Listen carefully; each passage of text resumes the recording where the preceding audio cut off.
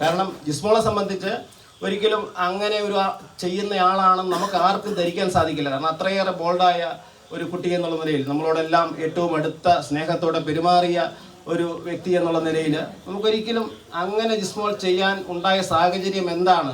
കാരണം ഒരിക്കലും അങ്ങനെ ചെയ്യാനുള്ള സാഹചര്യം ഇല്ലാത്ത ഒരാൾ എന്തുകൊണ്ട് അങ്ങനെ ചെയ്യേണ്ടി വന്നു എന്നുള്ള ചോദ്യത്തിന് ഉത്തരം നമുക്ക് തരേണ്ടത് നമ്മുടെ അധികാരികളാണ്, പോലീസ് അധികാരികളാണ്. അവർ നിയമത്തിൻ്റെ പഴുതുകൾ അതിലൂടെ പ്രതികളെ രക്ഷിക്കുക എന്നുള്ളതല്ല, നിയമം അനുശാസിക്കുന്ന എല്ലാ പരിമിതികൾക്കപ്പുറത്ത് അന്വേഷണത്തിലൂടെ കണ്ടെത്തി ശരിയായ അന്വേഷണത്തിലൂടെ പ്രതികളെ നിയമത്തിൻ്റെ മുന്നിൽ കൊണ്ടുവരണം. സാധിക്കുമോ എന്ന് ചോദിച്ചാൽ സാധിക്കും. പക്ഷേ നമുക്കറിയാം, ഇന്നത്തെ പല കേസുകളിൽ നമ്മൾ കണ്ടുവരുന്നത് പല കേസുകളും അട്ടിമറിക്കപ്പെടുകയാണ്.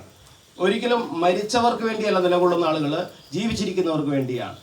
അങ്ങനെ ഒരു സാഹചര്യം നമ്മുടെ നാട്ടിൽ നിലനിൽക്കുന്നു. അപ്പോൾ നമുക്ക് ശക്തമായ പ്രതിരോധം തീർത്തേ മതിയാവുള്ളൂ. ഏതറ്റം വരെയും നമ്മൾ അതിൻ്റെ അവസാനം കണ്ടിട്ടേ നമ്മൾ പിൻവാങ്ങുള്ളൂ. അല്ലാതെ ഒരു സുപ്രഭാതത്തിൽ അപ്പനെയും മകനെ അറസ്റ്റ് ചെയ്തു, അതുകൊണ്ട് ഇനിയെല്ലാം അവസാനിപ്പിച്ചേക്കാം എന്ന് കരുതിയല്ല നമ്മൾ മുൻപോട്ട് ഇറങ്ങിയിരിക്കുന്നത്.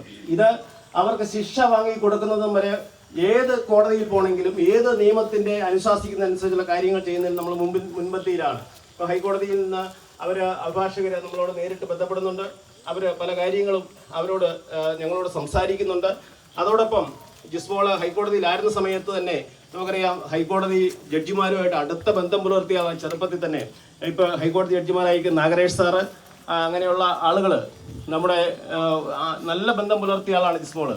അപ്പോൾ എല്ലാ മേഖലയിലും നല്ല ബന്ധം പുലർത്തിയ ഒരു വ്യക്തി എന്നുള്ള നിലയിൽ ജിസ്മോൾക്ക് വേണ്ടി ഹൈക്കോടതിയിൽ നിന്നൊക്കെ അഭിഭാഷകർ ഇപ്പോൾ ശക്തമായിട്ട് ഇടപെടുന്നുണ്ട്.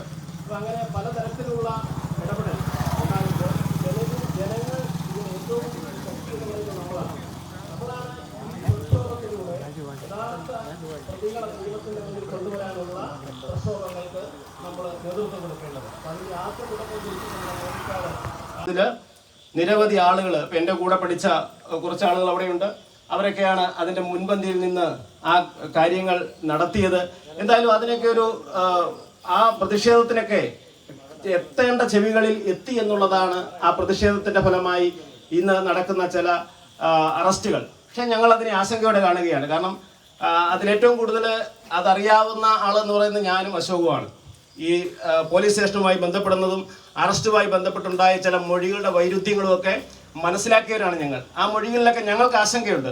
അതുകൊണ്ടാണ് അറസ്റ്റ് ചെയ്തതിന് ശേഷവും പ്രതിഷേധം എന്തിനാണ് എന്ന് ചോദിക്കുന്നവരോട് അറസ്റ്റ് ചെയ്യുക മാത്രമല്ല, അവർക്ക് ശിക്ഷ കിട്ടുന്നത് വരെ നമ്മൾ പോരാട്ടം തുടരും. അത് നമ്മളെ എല്ലാവരുടെയും ഒരു വലിയ ആഗ്രഹമാണ്. കാരണം ഈ നിയമം അനുശാസിക്കുന്ന ഈ കൊലപാതകികൾക്ക്, അവരെ കൊലപാതകികൾ എന്ന് നമുക്ക് വിളിക്കാൻ സാധിക്കുള്ളൂ.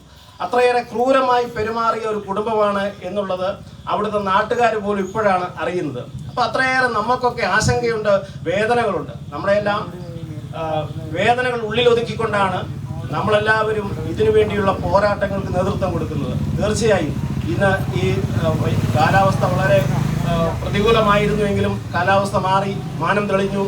നമുക്ക് ജിസ്മോൾക്ക് വേണ്ടിയുള്ള നമ്മുടെ പോരാട്ടങ്ങൾക്ക് കരുത്തു പകരാൻ നമുക്ക് സാധിച്ചു. നാട്ടുകാരൊന്നടങ്കം അണിനിരന്നു.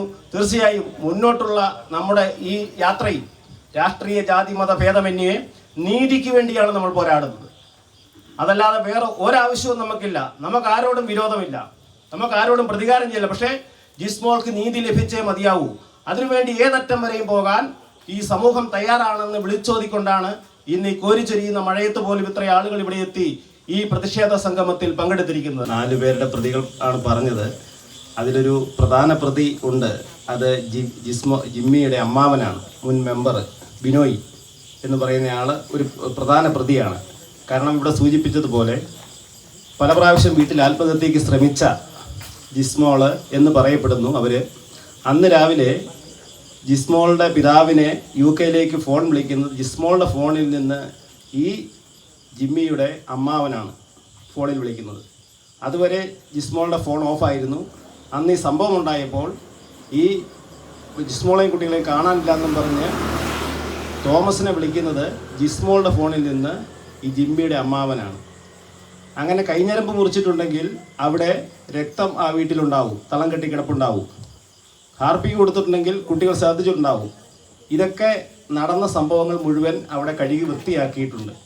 അപ്പോൾ അതിൻ്റെയൊക്കെ പിന്നിൽ ഈ അമ്മാവൻ്റെ കരങ്ങളാണുള്ളത്. തീർച്ചയായിട്ടും 4 പേരല്ല, അമ്മാവനും മുൻ മെമ്പർ ടോമി എന്നല്ലേ പേര്, അതായത് ബിനോയിയും അതിൽ പ്രതിയാണെന്നുള്ള കാര്യത്തിൽ യാതൊരു സംശയമില്ല. അതുകൊണ്ടാണ് അന്വേഷണം ശരിയായ ദിശയിലേക്ക് നടക്കണം. അതിൽ ആ വീട്ടിൽ ജോലിക്കാരിയുണ്ട്, അവരുടെ മൊഴി എടുക്കേണ്ടതുണ്ട്. അങ്ങനെ ഒരുപാട് കാര്യങ്ങൾ ഇപ്പോഴും ദുരൂഹമായി നിൽക്കുകയാണ് പോലീസിൻ്റെ ഭാഗത്ത്. അതുകൊണ്ടാണ് നമ്മൾ അറസ്റ്റ് ചെയ്തതിന് ശേഷവും നമ്മൾ ഈ പ്രതിഷേധം സംഘടിപ്പിക്കാനുണ്ടായ സാഹചര്യം. ഈ പരിപാടിയിൽ പങ്കെടുക്കാൻ എത്തിച്ചേർന്ന എല്ലാവരോടും പ്രത്യേകം നന്ദി പറയുകയാണ്. കൂടുതൽ വാർത്തകളും വിശേഷങ്ങളും നിങ്ങൾക്ക് ലഭിക്കാൻ കേരളീയം ന്യൂസ് സബ്സ്ക്രൈബ് ചെയ്യുക. കൂടെ ബെൽ ബട്ടണും അമർത്തുക.